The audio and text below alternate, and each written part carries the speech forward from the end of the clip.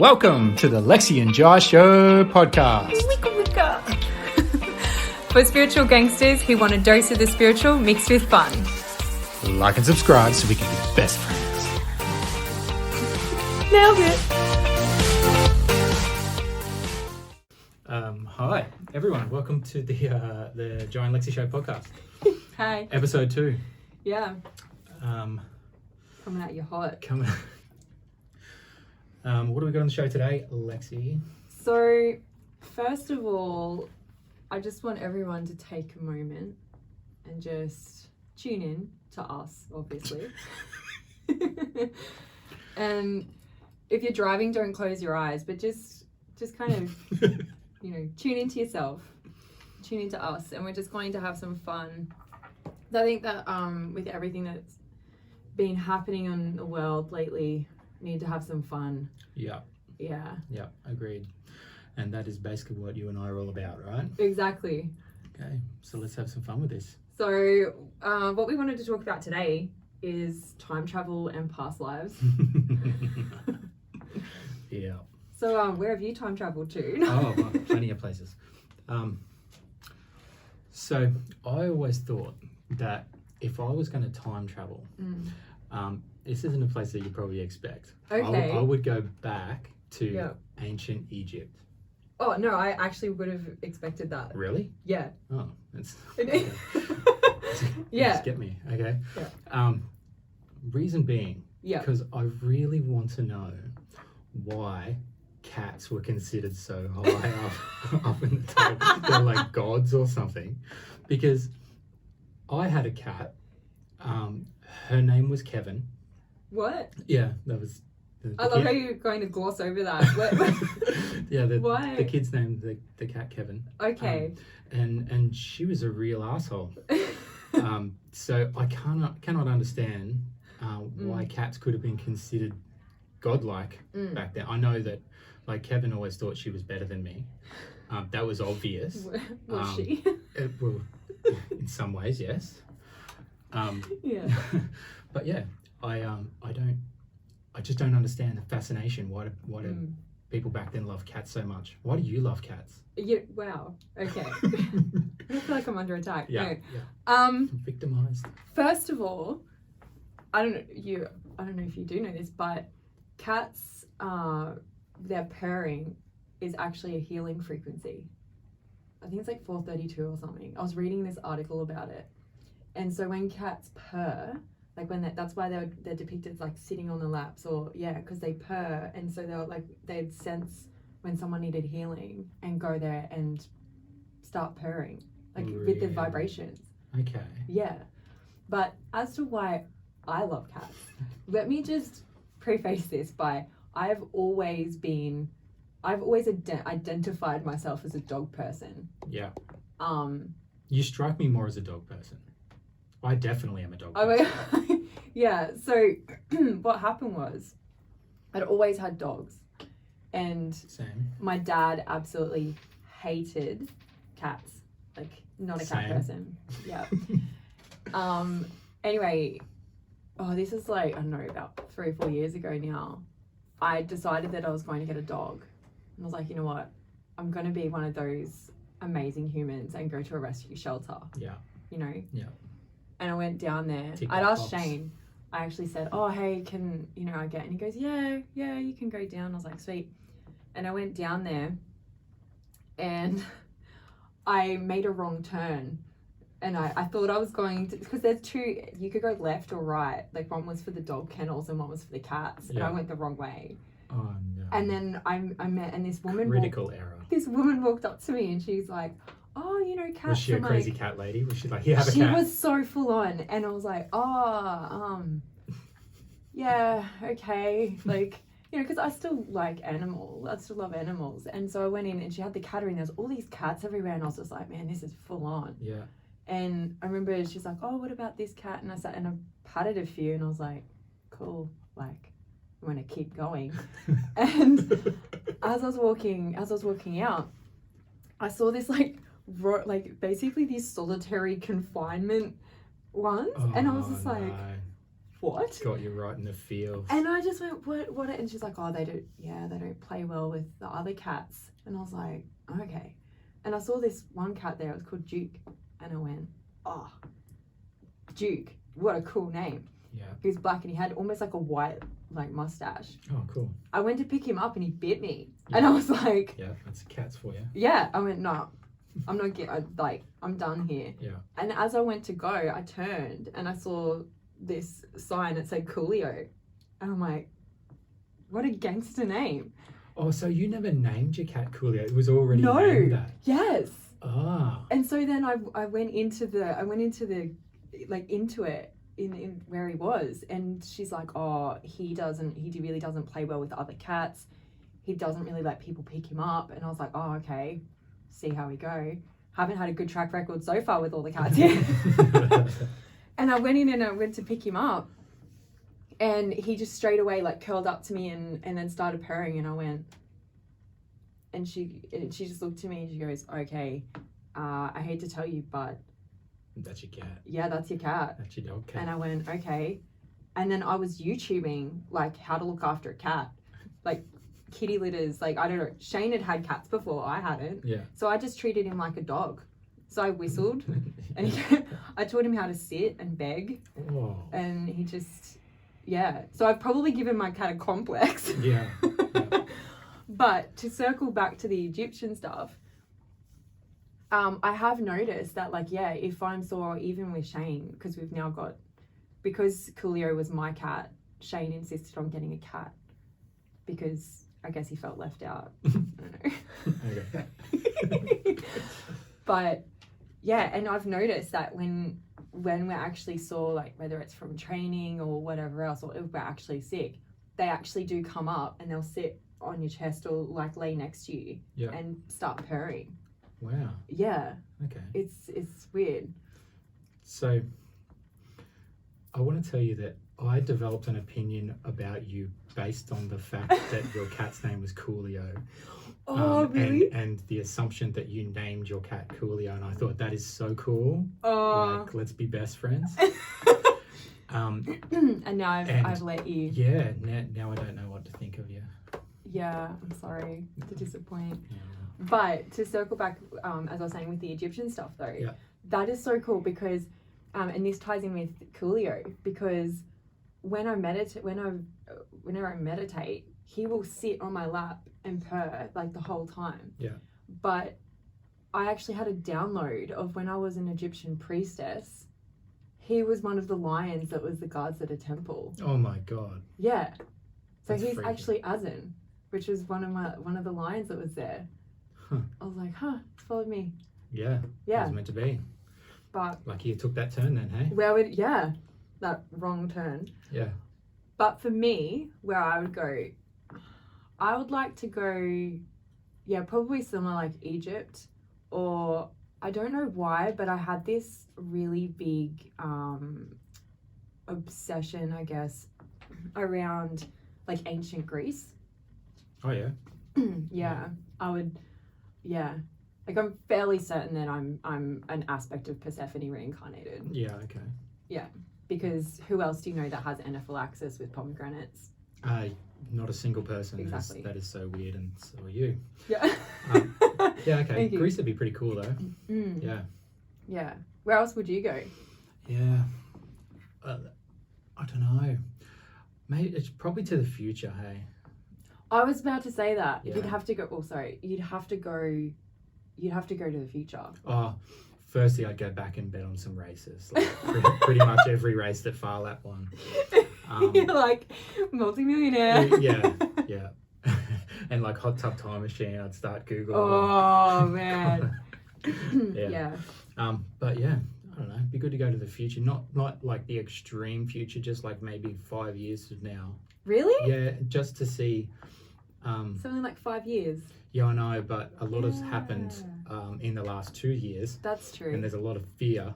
So it'd be good to be like 5 years away and suss it out and come back and go, yeah, look, everything's going to be okay. And have people actually believe that. Yeah, because they believe that you time traveled as well. Yeah. You're like, It's all right, guys. I went 5 years into the future, Yeah, so yeah. we're good. How did you do it just with this watch? It's Yeah. an Apple Watch. Oh. Just never You're mind. like, just a gemstone bracelet. You supercharged it. That's right. That's right. If I went to the future, I would probably go about 100 years. 100 years. 200, yeah. Okay.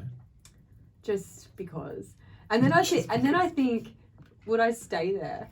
Like, just not even, depending on how it was. Just, it's kind of like if you went to ancient Egypt or ancient Greece, it's like, are you going to stay there? No. You know what I mean? Just like 15 minutes max. Yeah. 15 minutes. Yeah. Maybe a day. It'd get a day and a boring night. really quick.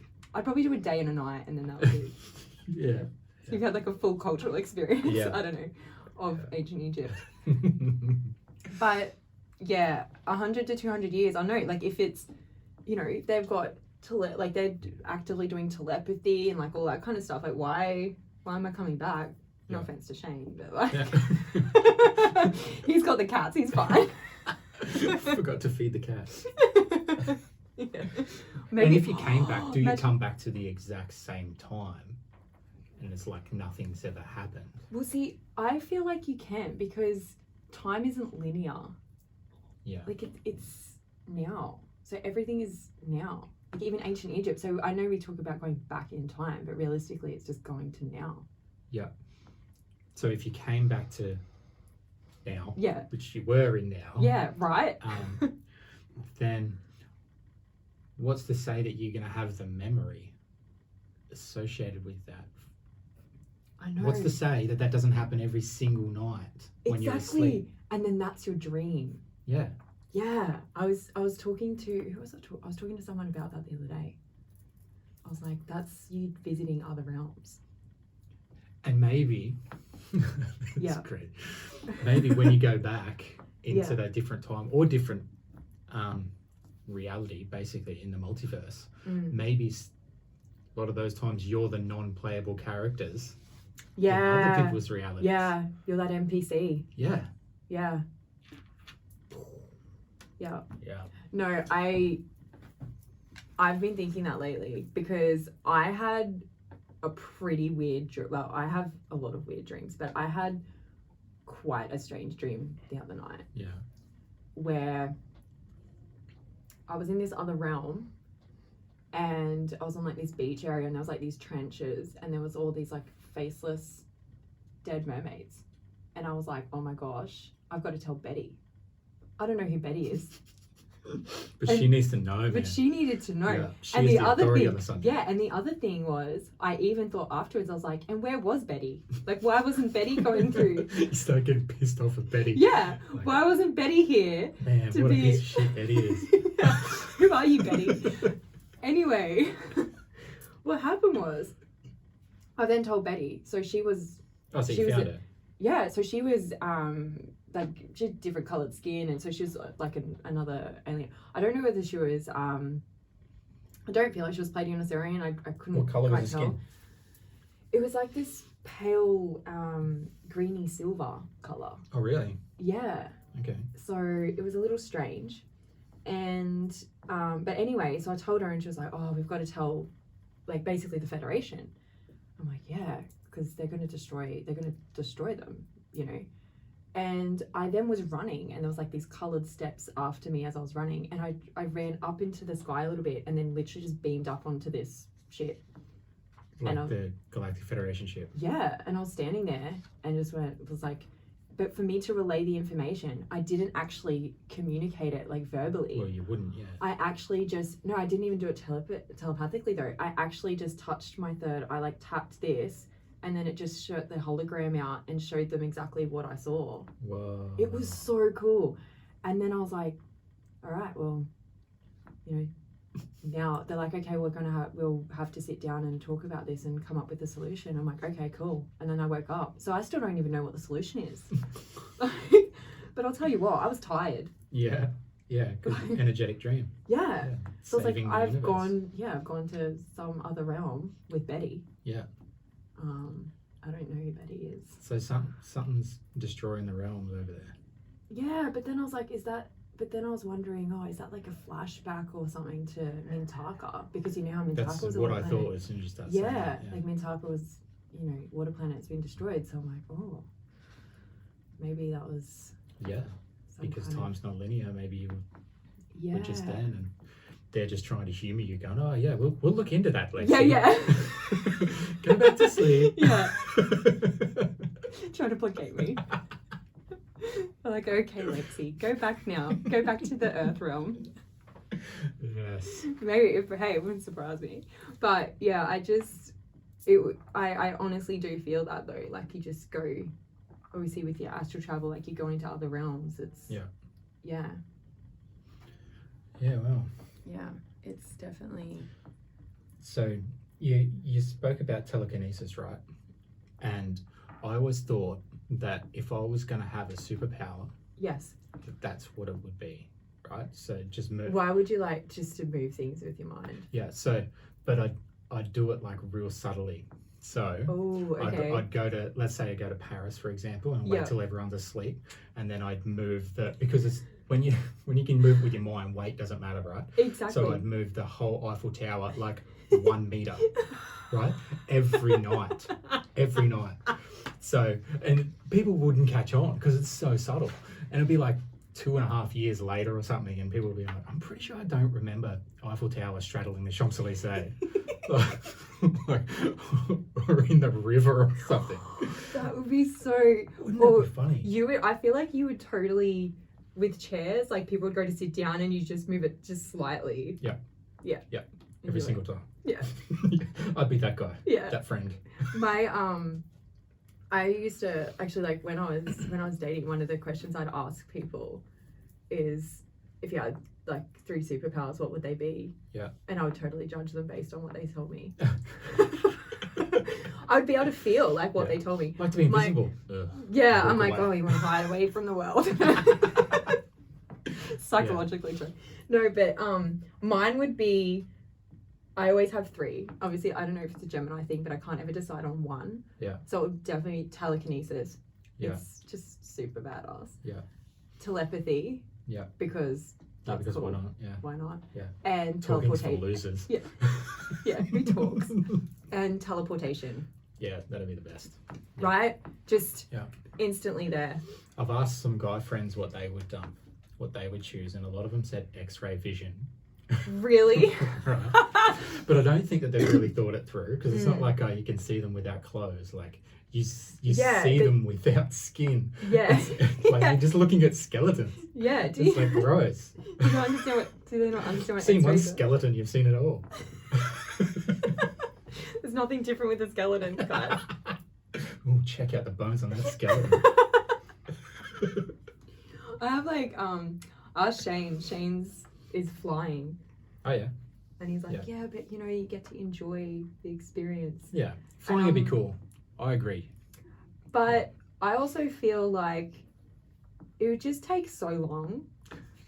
And that's why I like teleportation. Yeah. And if I wanted to fly, I could just teleport a couple of meters each time in the sky and still have a similar experience. It just wouldn't experience. be the same. It wouldn't be the same as soaring through the air. Yeah. Getting I mean, that air under your wings, assuming that you have wings and not some propeller. Yeah, this is actually side thing. So I'm very interested in how Superman flies. Yeah, he doesn't. He's fictional, but go on. Wow. I mean, realistically, like energetically wise. Yeah. Like, does he, could you just move the molecules or get those molecules to spark reactions to then generate the energy so that you can move? Well, technically, you should be able to do that. So then why aren't we? Well, I've just been busy. I've got to do this podcast. All of these demands on my time. I know. Yeah. But yeah, you're right. Because you know what I mean? Like technically, I mean, I understand that obviously everything's energy and frequency, and we're obviously big advocates of that. But it's just really interesting how we still perceive, there's still levels of us that perceive these limitations. Yeah. Yeah, and you're just constantly like deconstructing them. But I mean, if Nikola Tesla could make a metal ball like float to the roof, like numerous times, then it's not the weight of anything. It's just frequency, sound that's actually doing it. Yeah, exactly. So technically, it's possible, but the first thing would come with definitely having to change your belief system about it. Oh, definitely. Because if you don't believe it's possible, it's never going to happen. But you know, I find beliefs interesting though, because realistically, a belief is still, I think it's more knowing. Is, you know? Yeah. Because that belief is still connected to a mental construct. Sure. Well, a belief or a knowing, it's one thing to get it right in this life, but we've had so many past lives of limited beliefs and knowings, as you want to say. So like I think reprogramming your beliefs like cool, but it's I think it's that like what you said, but with the word like knowing.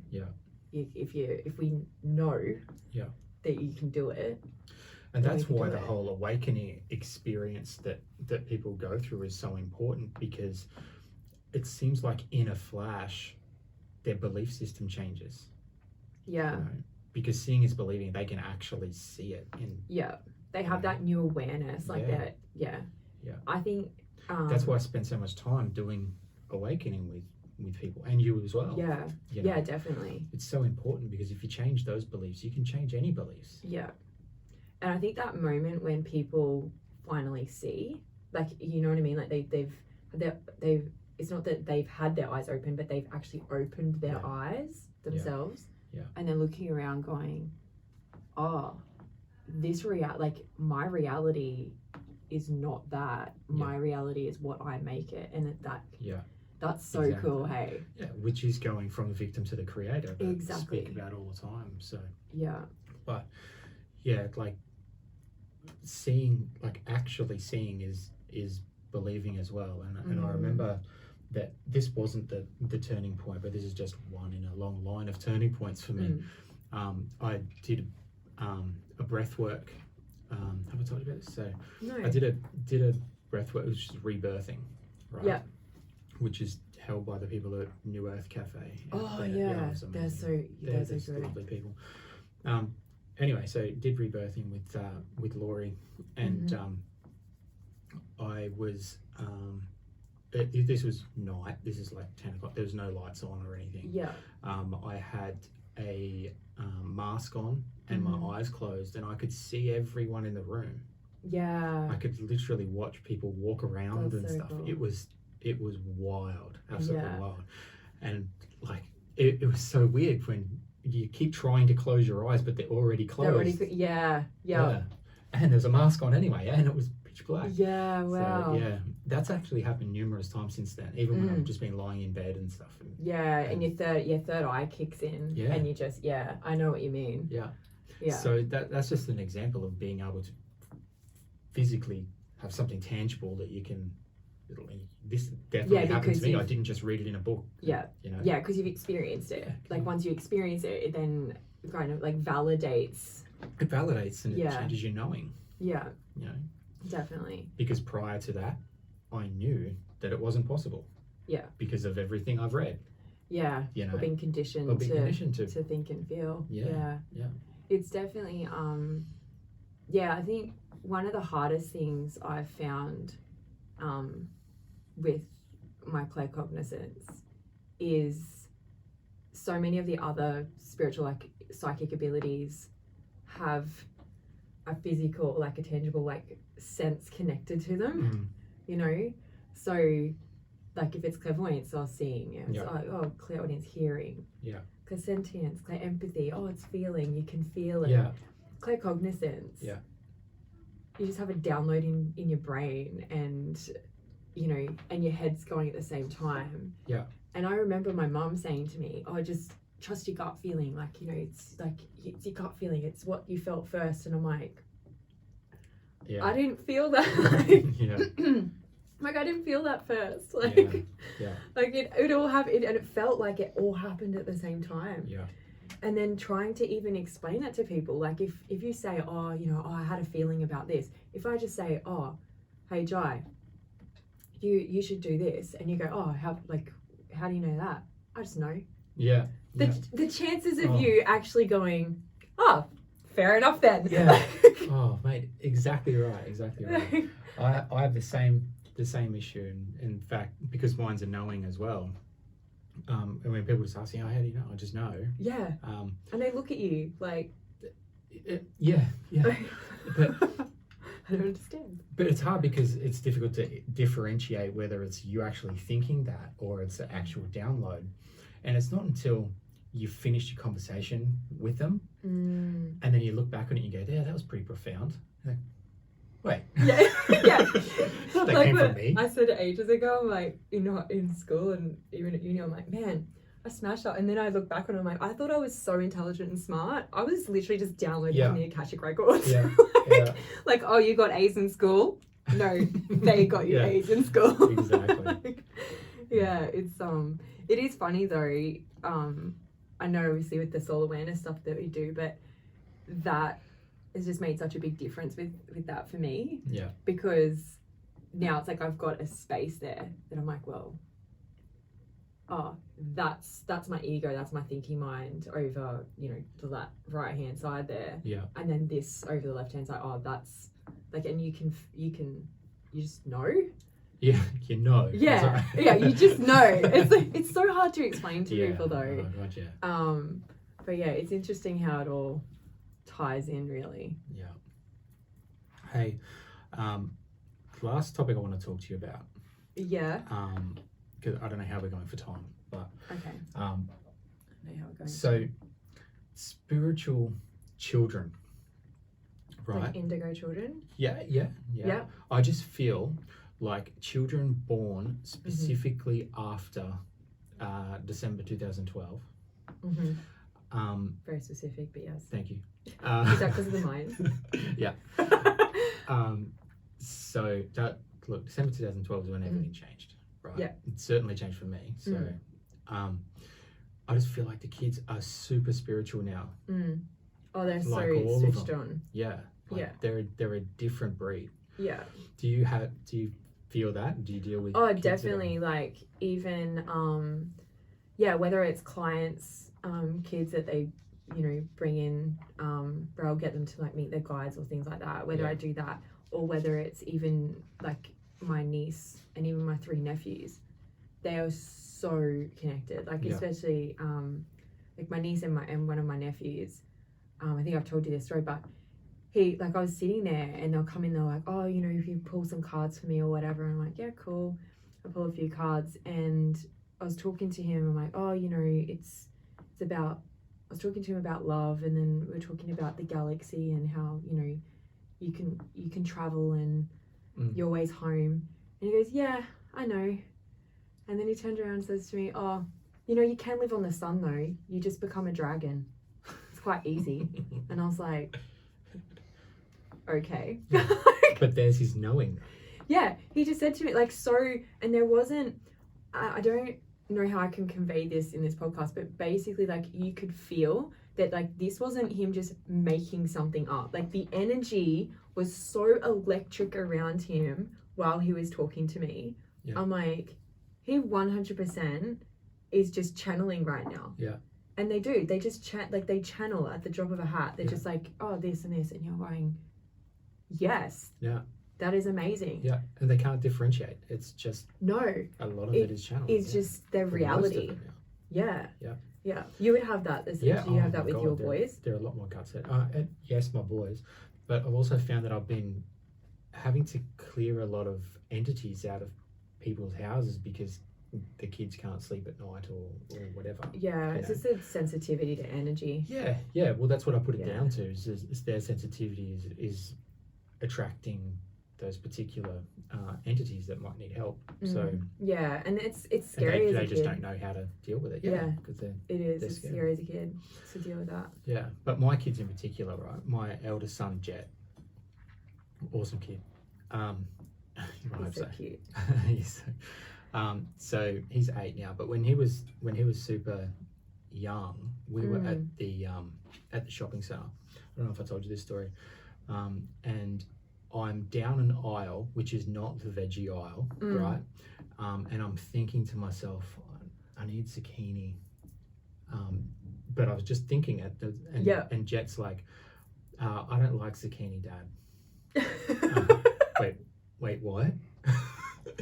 He goes, yeah, but I don't like zucchini. I'm like, oh my God. Like, stop. Yeah. Creepy. So cool. That is so cool. And Bo, who's 5 now, who's just an absolute angel. His energy. Yeah, and his big bloody doe eyes. I know. So cool. Yeah, he up until, I don't know, recently, he was talking to my dog at night and in the mornings, and saying goodnight to him and stuff like that. And my dog died 4 years before he was born. Yeah. And he's like, night, Dad, night, brown puppy. And, night, brown puppy. Yeah, and he's waving to this dog, and which is just incredible. Yeah. Yeah, you know. I love that stuff. They really just are so connected. Like, it was actually one thing. I mean, obviously, Jeremiah, like my nephew, we were standing, actually in my room. He came in and he was saying, he was saying about my uncle. So my uncle Chris committed suicide a long time ago. And so when I was a kid, right? And he's like, oh yeah, grandpa's brother's here. And I was like, I'm like, oh yeah. And once I tuned in, I was like, yeah, that's Uncle Chris. Yeah. It's good that you're in a position where you get to confirm that. Yeah. And I suppose that's probably why he does come and, like, they do come and talk to me quite a bit, because it's like, and I think that is where kids get scared, because they're like, well, they can see someone and their parents can't see them. And so then they're like, oh, this person could hurt me and they can't protect me. Yes, yeah. You know? Yeah, that's a good point. I think thought about that. Yeah, so I think that's more kind of what stimulates it. But I know when I was a kid, Mum said, like, I used to wake up even when I was like 2 years old or 3 years old, just talking to this old lady. Yeah. And it was I'm just lucky that my mum can see and everything as well. So she was like, oh, she's talking to this old lady. Yeah. There was one night I'd woken up and Mum woke up and went, oh, Lexy, like, worried about me. And this old lady was next to my mum and goes, no, it's okay, she's all right, go back to sleep. Mum's like, okay. She's like, wait, what? I was like, no, like, I gotta check on her. But there were just all these things. And I remember we were at this house. It was like when I was 5, and I was talking to this girl, Jane, like, you know, and when we moved house, I was so upset. I was so angry and upset at my parents. And they're like, oh, why don't you go out and play with Jane? I'm like, I can't play with Jane. Yeah. Jane's not here. Like, she's stuck there. Like, why? Yeah. You know what I mean? And I was just looking at my parents like, yeah. I still remember it. You guys like, are what? Weird. Yeah. Like, could you not tell she couldn't go? Like, just like weird things like that. It's just, it's cool though. I reckon, but honestly, kids these days, like, so much more connected. Man, even Ashton, who's 3, he's like, oh yeah, I'm going to Grandpa's house, and he doesn't have a grandpa. He's got a he's got they're not named. Yeah. Grandpa anyway. But I'm going to Grandpa's house and Auntie and just starts talk about what happens there at this house, and I'm like, where? And he points out the window. Yeah. And I was like, what are you doing? Yeah. It's like, you know, the one in the sky. Yeah. And I feel bad in ways because I can't protect him in that scenario.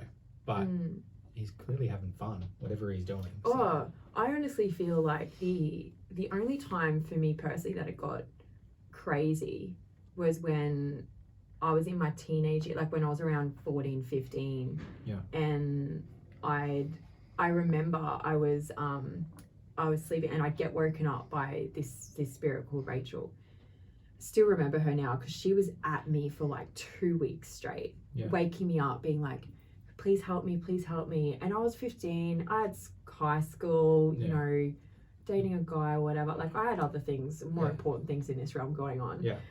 And I was just like, oh, like, leave me alone. Like, you know, and I'd like shove her off and go back to sleep. One night, my brother, one of my brothers, the youngest, Harley, he was, I can't remember why, but he was sleeping in the room. He was staying in the room with me. So he was on a mattress in there. He's woken up and he's seen Rachel. And so he's gone, ah, like, freaked out. Yeah. And I was like, oh, I'm like, shut up. I'm like, oh, it's just Rachel. Like, don't even worry about it. I can imagine he gets freaked out and screams, and then she turns around and gets freaked out and screams because it scared her as well. She's just That'd be cool. She's just like, oh, like, you know, looking at us. And she's like, please, can you help me? And Harley's like, what's going on? Like, Lexi, get rid of her. I'm like, oh, fine. Yeah. So I took her to this like bridge, and, you know, I helped her over. It was like this, like, it was a big thing. So I helped her and obviously never saw her again. But I remember Harley just going, that's not normal. And I went, don't tell me it's not normal. You freaking saw her as well. Yeah. Like, it's not as if it was just me. But I remember that was like one of the first times that it actually started to get, not like, it sounds bad saying annoying, but it was like annoying at the time. Yeah. When I was 17, not long after my grandpa passed away, so there's a whole story with that as well. But I was in so my parents' place, I had a granny flat, and this granny flat, it had like a sliding door to get into it, and I would, be in the main house at the night, hanging out with my family, and then I'd go to bed, and so I'd go into the granny flat, and I've gone to pull back the curtain, and there was a man sitting on my bed, and I've just got like, you know, classic reaction. Like, at first I didn't realize straight away that it's not a real man. Yeah. But like, I'm like, oh, like, you know, scare the crap out of me. My parents have, like, dad's come running out, and like, what? Because he obviously then disappeared. And meanwhile, I'm just trying to get my heart under control. Yeah. And so there was that, and they're like, look, it's gone. I'm like, no, I couldn't shake this bat. Like, I was like, no, that's not okay. Like, you know, and to be fair, I had the awareness and everything, but I hadn't yet put myself in charge of the energy.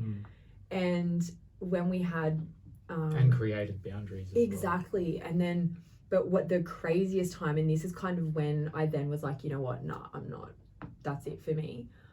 I was having a shower, and it had like one of the curtain things. I pulled back the curtain, and this guy was standing there, like this shadow guy. Oh my God. I was like, no, I'm done. So is that how you see it? Done. Lexi, do you see it like in shadows, or do you see that guy? I did. Yeah. That so guy it's was different like, each time. Yeah. So that guy was a shadow.